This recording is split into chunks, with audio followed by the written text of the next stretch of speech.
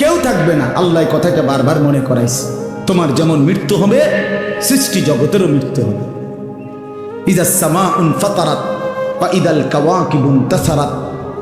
আল্লাহ বলছেন ইযাস শামসু কুফিরাত। আল্লাহ তাআলা এভাবে বারবার বলছে ইযাস সামাউন শাক্কাত, আসমান ভেঙে যাবে, চূর্ণ বিচূর্ণ হয়ে যাবে, তারকারাজি খসে খসে পড়বে, সূর্য চন্দ্র আলোহীন হয়ে পড়বে। আল্লাহ তাআলা বলেন ইদা রাজ্জাতিল আরদু রাজ্জা, জমিন পাউডারের মতো রেজা রেজা পাউডার হয়ে যাবে।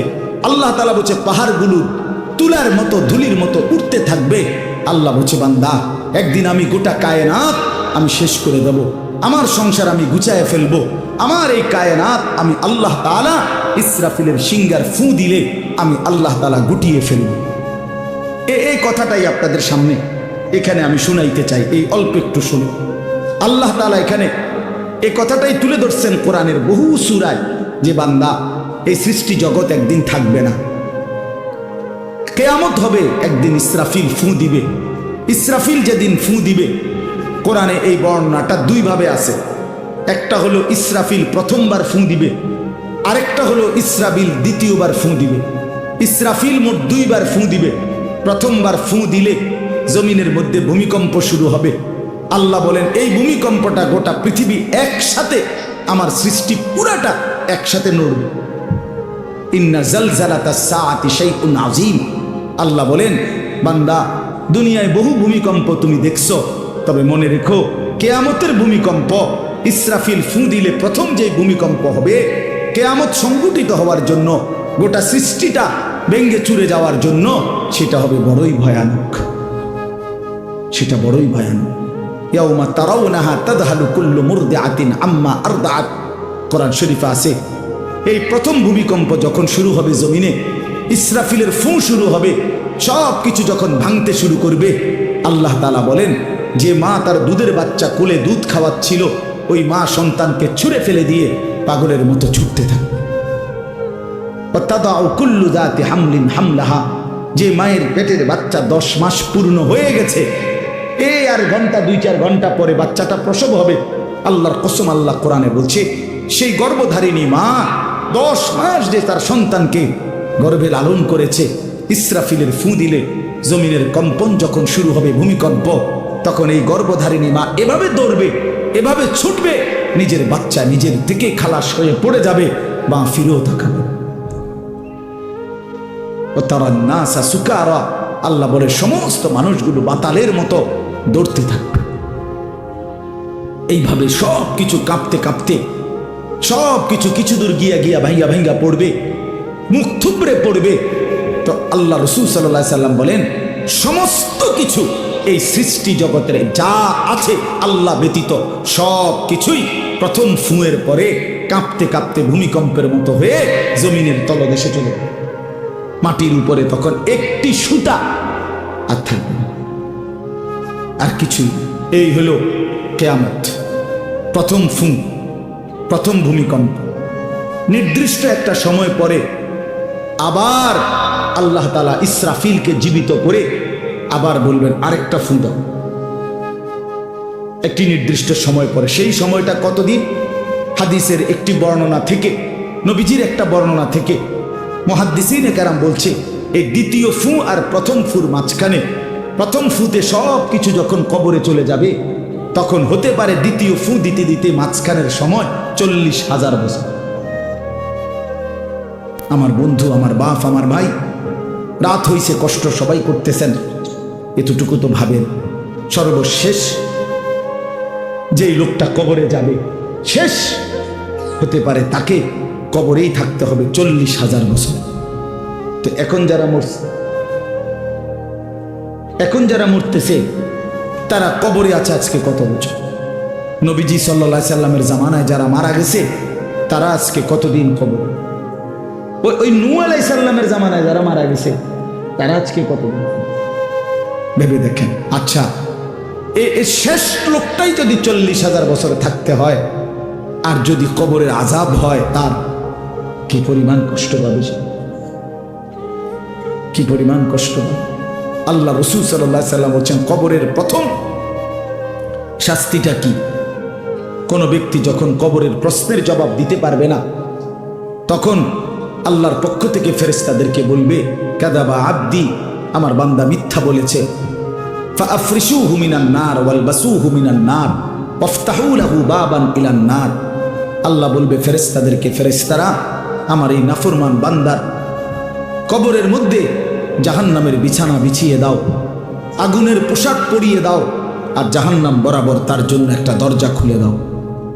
এরপরে নবীজি বলছেন, ফেরেশতারা এই ব্যবস্থাপনা করে আল্লাহর কসম বাফ, নবীজি বলছেন ফেরেশতারা যখন চলে যাবে এই আগুনের বিছানা বিছাইয়া, আগুনের পোশাক পরাইয়া, আর জাহান্নামের দরজা খুলে দিয়ে যখন কবরে রেখে এই নাফরমানকে রেখে যাবে, তখন আল্লাহ নবী সাল্লাল্লাহু আলাইহি সাল্লাম বলেন, প্রথম মুহূর্তেই ফেরেশতা চলে যাওয়ার সাথে সাথে মাটি ডান দিক থেকে এই নাফরমানকে একটা চাপ দিবে, বাম দিকে ডান পাশের হাড্ডি পাঁজর ভাঙ্গা বাম দিকে চলে যাবে। বাম দিকের মাটি ডান দিকে চাপ দিবে, তো বাম দিকের হাড্ডি পাঁজর ভাঙ্গা ডান দিকে চলে আসবে। আল্লাহ আমাকে মাফ করে দেন। আল্লাহুম্মা ইন্নী আউযু বিকা মিন আযাবিল কবর।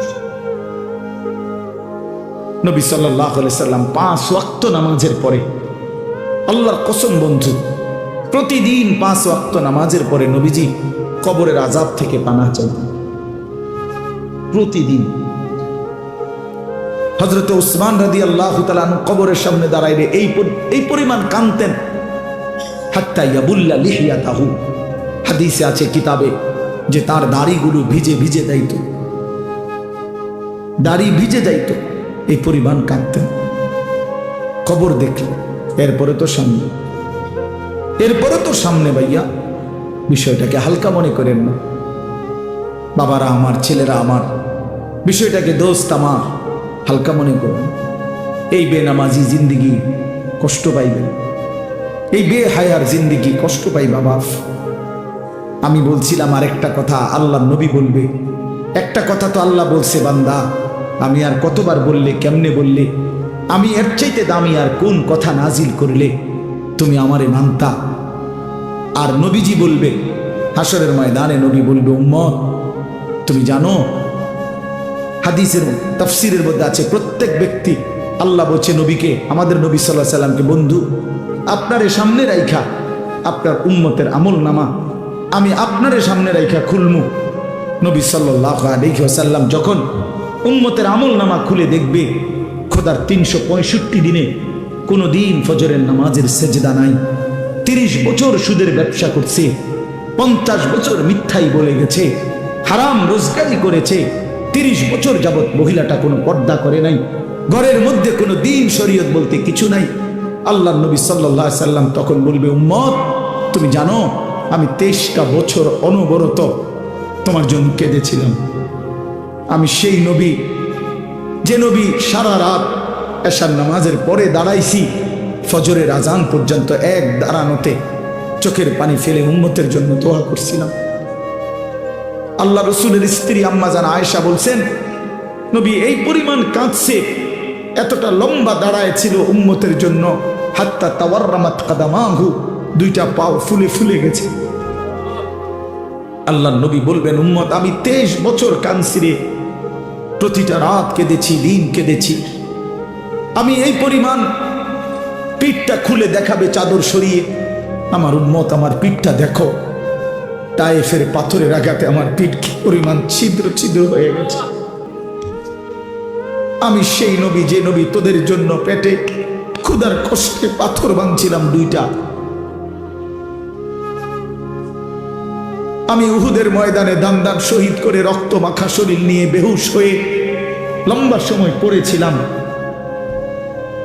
আমার ঘরের চুলায় 3 মাস, হাদিসে আছে আম্মা জান আয়েশা বলছেন, নবীজির ঘরে আমরা 9 জন বিবি, উনি বলছে আল্লাহর কসম 3 মাস, কোনো দিন টানা 3 মাসে কোনো দিন আমাদের ঘরের চুলায় 9 জন বিবির ঘরে কারো ঘরের চুলায় কোনো দিন আগুন জ্বলে না। 3 মাস খেজুর আর পানি দিয়ে আমরা জিন্দেগি কাটাইছি। আল্লাহ নবী বলবেন, উম্মত তাহলে এত কাঁদলাম কার জন্য, এত রক্ত ঝরাইলাম কার জন্য, পেটে পাথর বাঁধলাম কার জন্য, বিনিময়ে এটা কি আমল নামা নিয়ে আসছো? ছেলেরা বলো ভাই, একটা ছেলে বলো রাসূলুল্লাহ সাল্লাল্লাহু আলাইহি ওয়াসাল্লামের সুপারিশটা একটা মামুলি ব্যাপার।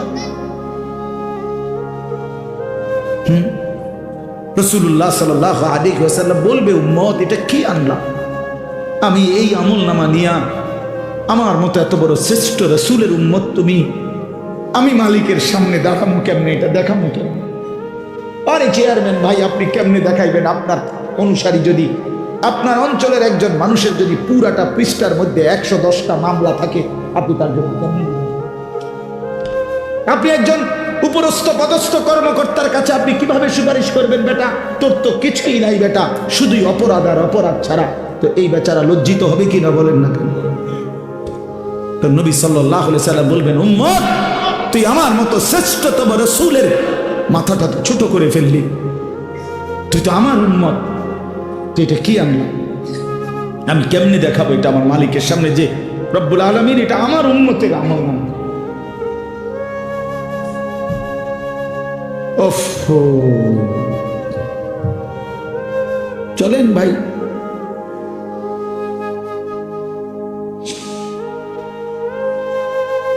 এই জন্য দোস্ত আমার, বন্ধু আমার, আমি দিবানিশি এই চিৎকার চেঁচামেচি করি, এই আহাজারি আমার অনেক দিনের। মুসলমানের সন্তান ফিরবে, নওজওয়ানরা ফিরবে, মুসলমানের যুব সমাজ নামাজ পড়বে, আল্লাহরে চিনবে, এটাই আমার স্বপ্ন, এ আমার দিলের তামান্না। কারো প্রতি আলহামদুলিল্লাহ এখন আর দিলে শত্রুতা রাখি না, কারো বিরোধিতা, কারো প্রতি হিংসা করার কোনো সময়ও নাই, বিশ্বাস করেন, একদম সময়ই তো না। আমি জুমার নামাজ পড়াইছি ঢাকা মোহাম্মদপুর আদাবাদ, আমার জুমা, ওইখান থেকে আমি জুমার পরে রওনা দিয়া মাগরিবের পরে রোয়াচালা বয়ান করছি, এশার একটু পরে ওই মুসাগারা বয়ান করছি, এরপরে এখানে এসে বয়ানে করছি, শুধু অজু করছি, শুধু অজু, শুধু সময় বাঁচানোর জন্য মসজিদের খানাটা খাই নাই, হোটেলে, পথের একটা হোটেলে মদনপুর পার হয়ে আসা অল্প কটা ভাত খেয়েছি। এটা বলার উদ্দেশ্য হল কেরামতি বুজুর্গি বুঝানো না, আল্লাহর কসম বুঝানো হইল এই কথার ফিকির যে কাউরে প্রতিপক্ষ ভাববার কোনো দরকার নেই, কোনো দরকার নেই। আল্লাহ আমাদের সবাইকে বুঝ দান করেন। প্রতিটা ছেলের প্রতি আমার অনুরোধ, বাবা তুমি নষ্ট হইও না, তুমি বরবাদ হইও না। এক বন্ধুর খপ্পরে পইরা, একটা সামান্য মোবাইলের খপ্পরে পইরা, একটা দুষ্ট নারীর খপ্পরে পড়ে, মেয়ের খপ্পরে পড়ে চরিত্রহীন হইও না, চরিত্রহীন। আল্লাহ তাআলা মানুষকে যেই চাহিদা দিছে সেটা পূরণের বৈধ ব্যবস্থাও দিছে। মানুষকে আল্লাহ তাআলা তৃষ্ণা দিয়েছেন, তো তৃষ্ণা নিবারণের জন্য পবিত্র হালাল পানীয় আল্লাহ তাআলা দিয়েছেন। মানুষকে আল্লাহ তাআলা ক্ষুধার চাহিদা দিয়েছেন, তো হালাল খাবারও আল্লাহ তাআলা দিয়েছেন। তো মানুষের লজ্জাস্থানের যে চাহিদা, শাহওয়াত, যৌন চাহিদা, এটা আল্লাহ তাআলা দিয়েছেন, তো এটা পূরণের জন্য হালাল স্ত্রী আল্লাহ প্রত্যেক পুরুষের জন্য ব্যবস্থাও রেখেছেন। কেন নষ্ট হইল? চরিত্রহীন হইবা কেন? উলঙ্গ ছবি আর নর্তকীর পিছনে জীবন শেষ করে দিবা কেন? কি দুঃখে বন্ধু নষ্ট হইলা বলো? অনেক ছেলে তো এখানে বসছো মাশাআল্লাহ, কিন্তু অনেক ছেলের চেহারা দেখলেই বোঝা যায় ভাইয়া নামাজ পড়ো না, চেহারায় সেজদার চিহ্ন নাই দোস্ত আমার, চিহ্ন নাই। আল্লাহ আমাদেরকে মাফ করে দেন। তো আল্লাহ তাআলা বলেন ইসরাফিলকে আল্লাহ দ্বিতীয়বার উঠাবে, উঠাইয়া বলবে ইসরাফিল আবার ফু দাও। এ আবার ফু দিলে এবার আবার জমিন কাঁপতে শুরু করবে দ্বিতীয়বার। তো প্রথমবার ফু দেওয়াতে জমিন কাঁপতে কাঁপতে সব কিছু কই গেছিল? নিচে, মাটির নিচে। মাটির উপরটা কি খালি, ফাঁকা না? এইবার দ্বিতীয়বার যখন ইসরাফিল ফু দিবে, মাটি কাঁপতে কাঁপতে ভূমিকম্প শুরু হলে এবার জমিনের সমস্ত কিছু ভিতরে যেগুলো ছিল সব কিছু জমিনের উপরে উঠে আসবে একেবারে একটা সুতা সহ। গরু, ছাগল, মানুষ, জিন, স্বর্ণ, রৌপ্য, হীরা, মণি, মুক্তা, জহরত, সব সব সব, শুধু মানুষ না, একেবারে সব কিছু একেবারে আদম আলাইহিস সালামের জামানা থেকে ইসরাফিলের ফু পর্যন্ত যত কিছু মাটির তলে গেছে সব মাটির উপর উঠে আসে। ইদা জুলজিলাতিল আরদু জিলজালাহা, আল্লাহ তাআলা বলেন এই দ্বিতীয়বারের ভূমিকম্প জমিনে যখন হবে, ও আখরাজাতিল আরদু আসকালাহা, জমিন তার তলদেশ থেকে তার ভেতরে যা কিছু বোঝা জমিনের মধ্যে ছিল সব কিছু সে জমিনের উপরে তুলে দিল। তুলে দিলে তখন তাফসীরের মধ্যে আছে এই যে স্বর্ণ রৌপ্য মণি মুক্তা টাকা পয়সা হীরা জহরত অর্থ সম্পদ এগুলোর স্তূপ থাকবে। আশ্চর্য কথা শোনেন, সরাসরি হাদিসে আছে নবীজি বলছেন এই স্বর্ণ রৌপ্য মণি মুক্তাগুলো তখন আল্লাহর কুদরতে কথা বলবে। এইগুলা এই অর্থ সম্পদগুলা মানুষের যে অর্থ সম্পদ এগুলো কথা বলবে। কি কথা বলবে?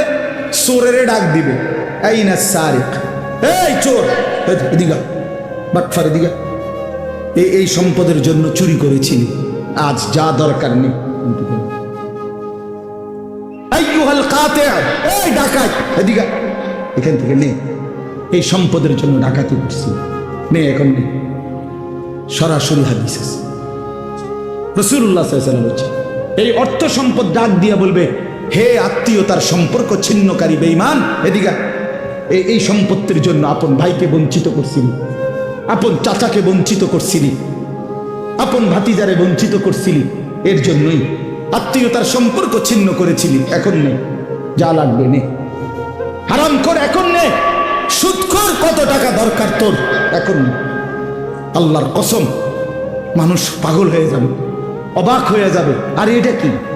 এই এরপরের আয়াত, ওয়াকালাল ইনসানু মা লাহা, লোকেরা বলবে এটা কি, আরে এটা কি কারবার, এগুলো কথা কয় কেমনে, এগুলো কয় কি, এগুলা মানুষ সব অবাক হয়ে যাবে, বলবে একে অপরে মা লাহা, জমিনের কি হলো, এগুলোর কি হলো, এগুলো কথা বলছে কেন, এগুলো কি বলতেছে এগুলো? অর্থাৎ কেউ তো কিছুই নিবে না, নিবে কিছু, কথা বলেন না কেন কারো কোনো।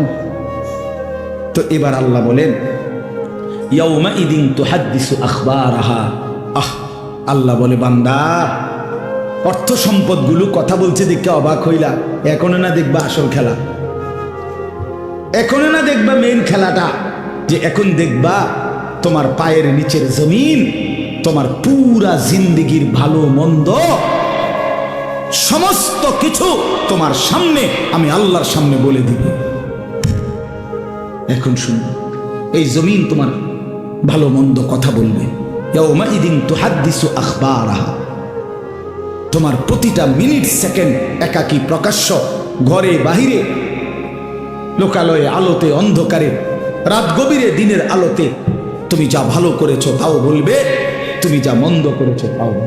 রাত গভীরে তাহাজ্জুদের নামাজ পড়ছিলা, এই জমিন এখন বলবে রাত গভীরে জিনা ব্যভিচার মদের আড্ডা জুয়ার আড্ডায় নারীর আড্ডায় পড়েছিলা, এটাও এখন বলবে। শুনবে, এখন শুনবে। তখন লোকেরা বলবে হায় জমিন কেমনে কথা বলে, সম্পদ কেমনে কথা বলে। তো আল্লাহ বলেন বিআন্না রাব্বাকা আওহা লাহা, এজন্য বলে যেহেতু আল্লাহ তাআলা আদেশ করেছে। আল্লাহ আদেশ করলে তার গোটা সৃষ্টি কথা বলে, তাহলে মূলত জিহ্বায় কথা বলে না, আল্লাহ আদেশ করলে গোশতের এই টুকরাটা কথা বলে। নাহলে যেই লোক, আপনারা কোনো বোবা দেখছেন? কথা বলেন না। বোবা মানুষ দেখছেন কখনো? তো বোবা মানুষের তো জিহ্বা নাই, ঠিক না? আছে না? আছে কিনা বলেন না? তো হে কথা কয় না, কথা বলে না কার কেন, মানে কথা বলে না কেন, মানে জিহ্বা তো আছে কিন্তু কথা বলে না। বুঝা গেল কি? আল্লাহর হুকুম হলে কথা বলে। যে কানে শুনে না, তার এখান দিয়ে এরকম কান নাই, তো হে শুনে না, তাহলে কানে দিয়ে শুনে না, আল্লাহর হুকুম হইলে শুনে। যে অন্ধ সে, তার কি এরকম চোখ নাই, তো হে দেখে না কান। মূলত আল্লাহর হুকুম হলেই চোখে দেখে, নাইলে দেখে। তো ঠিক আল্লাহর হুকুম হইলে গোশতের এই টুকরাটা যদি কথা বলতে পারে, আল্লাহর হুকুম হইলে গোটা সৃষ্টিও কথা বলতে পারে, গোটা সৃষ্টিও কথা বলতে পারে। এবার আসেন এই শেষ, ইয়াউমাইদিন ইয়াসদুরুন নাসু আশতাতাল লিয়ারাউ আমালাহুম, ফেরেশতারা সমস্ত মানুষকে দলে দলে দলে দলে গ্রুপ গ্রুপ করে ভাগ করে দিবে আর এই ভাগে ভাগে লোকেরা নিজেদের পুরা জিন্দিগির আমল নামা দেখার জন্য, নেওয়ার জন্য নির্দিষ্ট জায়গায় যায়। ফেরেশতারা বলবে যান, সামনে যান। সামনে গেলেই আপনার আমল নামা আপনি আপনার হাতে পাবেন, আপনি পড়বেন, আপনি দেখবেন, যান ওইখানে ফাইল দিতেছে, যান সবাই যান। এই দলে দলে মানুষ যাবে। এইবার আমল নামা যখন হাতে দিবে, আল্লাহ তাআলা বলেন ফামান ইয়ামাল মিসকালা যাররাতিন খায়রান ইয়ারা, এক বিন্দু ভালো যে করেছে সে তাও দেখতে পাবে। ওমান ইয়ামাল মিসকালা যাররাতিন শাররান ইয়ারা, এক বিন্দু মন্দ যে করেছে সে তাও দেখতে পাবে। প্রতি সেকেন্ড, প্রতি ঘন্টা, প্রতি মিনিট, প্রতি মুহূর্ত, প্রতি লামহা, প্রতি জাররা সে দেয়। জাররা এই শব্দটা হলো কোরআনের, এই শব্দটা একটি এতটুকু পরিমাপ তাফসীরের মধ্যে লিখছে লা জিনাতা লাহা, যেটার কোনো ওজন হয় না, মাপলে কোনো ওজন আসে না, এত সামান্য। মানে এটা 100 গ্রামও না, 1 গ্রামও না, 1 গ্রামও না, 1 গ্রামের অর্ধেকও না, অর্ধেকের অর্ধেকও না। এটা অণুও না, পরমাণুও না, এটা ইলেকট্রনও না, নিউট্রনও না, প্রোটনও না, কিচ্ছু। বিজ্ঞান তো এগুলো ভাগ করছে না, ভাগ করে করে আপনার অণু থেকে পরমাণু, পরমাণু থেকে এখন আরো ভাগ করছে। এই ইলেকট্রন, প্রোটন, নিউট্রন এগুলো ভাগ করতে করতে সূক্ষ্ম থেকে সূক্ষ্ম, সূক্ষ্ম থেকে সূক্ষ্ম বিজ্ঞান বাহির করতেছে। কিন্তু জাররা বলে যেটার কোনো ওজনই নাই, কিচ্ছু নাই, এটা এত সামান্য। মানে তুমি যেটারে কিছুই মনে করো নাই, আল্লাহ বলেন ওইটাই তুমি দেখবে, ওইটাই দেখবে। এই জন্য বাপ আমার শেষ রাত গভীরে এই কথাই, আমরা আমাদের একাকী কিংবা প্রকাশ্য, আমরা আমাদের রাত কিংবা দিন, ঘর কিংবা বাহির আড়াল করবার সুযোগ নেই। সুযোগ আছে ভাইয়া? ছেলেরা কাজেই রাতের 3টায় দুনিয়া ঘুমায়, আল্লাহ ঘুমায় না। অশ্লীল ছবি দেখো না। রাতের 3টায় মা ঘুমায়, বাবা ঘুমায়, মালিক ঘুমায় না। রাতের 3টায় মহল্লাবাসী ঘুমায়, কিন্তু আল্লাহ ঘুমায় না। আলাম ইয়ালাম বিআন্নাল্লাহা ইয়ারা, আল্লাহ বলে বান্দা তুমি জানো আমি কিন্তু সারাক্ষণ তোমাকে দেখি। কতক্ষণ? কতক্ষণ? আল্লাহ দেখেন কখন? সারা। এই জন্য আমরা প্রত্যেকে ইনশাআল্লাহ নিয়ত করি যে আমরা আমাদের আখিরাতকে ভাববো, ফিকির করব। আখিরাতের আশায় গুনাহ ছেড়ে দেন, আল্লাহর নাফরমানি ছেড়ে দেন, হালাল পথে জিন্দগি চালান।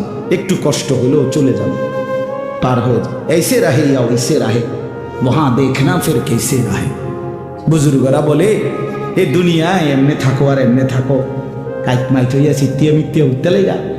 আসল দেখার বিষয় হলো ওয়াহা কেসে রাহে, সেখানে কেমন থাকবা, এটা হলো দে। এটা শেষ হয়ে যাবে।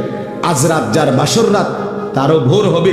আজকের রাত যার জেলখানায় ফাঁসির রাত, তার রাতও কি হয়ে যাবে? অট্টালিকার মানুষটাও মরে যাবে, জীর্ণ কুঠিরের মানুষটাও মরে যাবে। কোনোদিন দুঃখ যে দেখে নাই সেই সুখী মানুষটাও কবরে চলে যাবে। কোনোদিন সুখ যে দেখে নাই সেও মরে যাবে। আমিও না, আপনিও না, বাবাও না, সন্তানও না, মাও না, কেউ না, কেউ থাকবে না, কেউ না, কেউ না। আজকে আমরা কবরবাসীদের স্মরণ করে দোয়া করি, এই আগামী 20 বছর 30 বছরের মাথায় আমাদেরকে স্মরণ করে, আমাদেরকে কবরবাসী মনে করে, আমাদের পরবর্তীরা মনে করে। এই না জিন্দিগি? কথা বলেন না, এই না জিন্দিগি? এই জন্য আমরা ইনশাআল্লাহ সবাই মিলে ফিকির করি নিজের ভালো, নিজের কল্যাণ।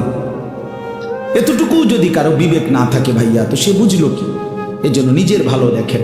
ওয়ালা তুলকু বিআইদিকুম ইলা তাহলুকা, আল্লাহ বলছে বান্দা নিজেরে নিজে ধ্বংসের দিকে ঠেলে দিবে। নিজের এত বড় ক্ষতি করো না বান্দা, এই পৃথিবী তুমি গেলেও থাকবে।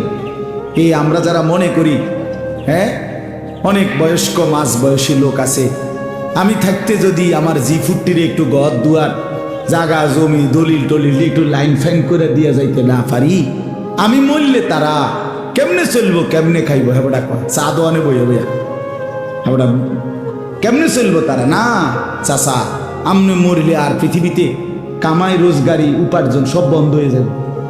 আমনেই শেষ কামলা, পৃথিবীর শেষ কামলা আমনে। আমনে মরার পরে মানুষ সব আপনার জিফুত বহন খাইব, চা দিয়া ভিজাইয়া। না ভাত তরকারি তো নাই, আমনে মল্লিকে ভাত তরকারি আরে দিত,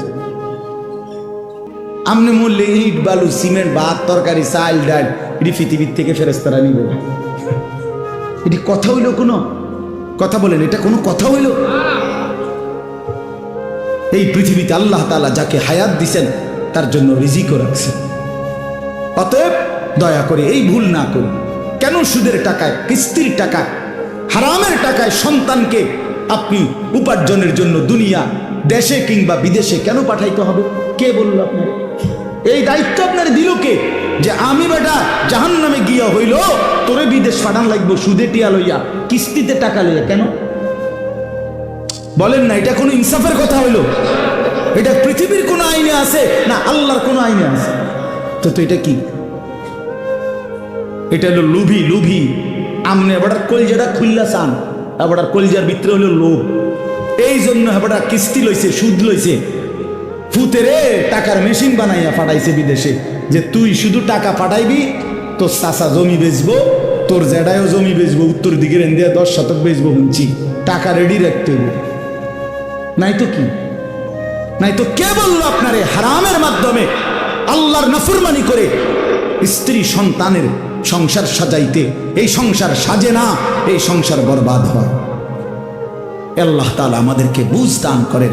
চলেন হালালের উপরে চলি, আল্লাহকে রাজি খুশি করে চলি, 5 ওয়াক্ত নামাজের মাধ্যমে জিন্দেগি কাটাই।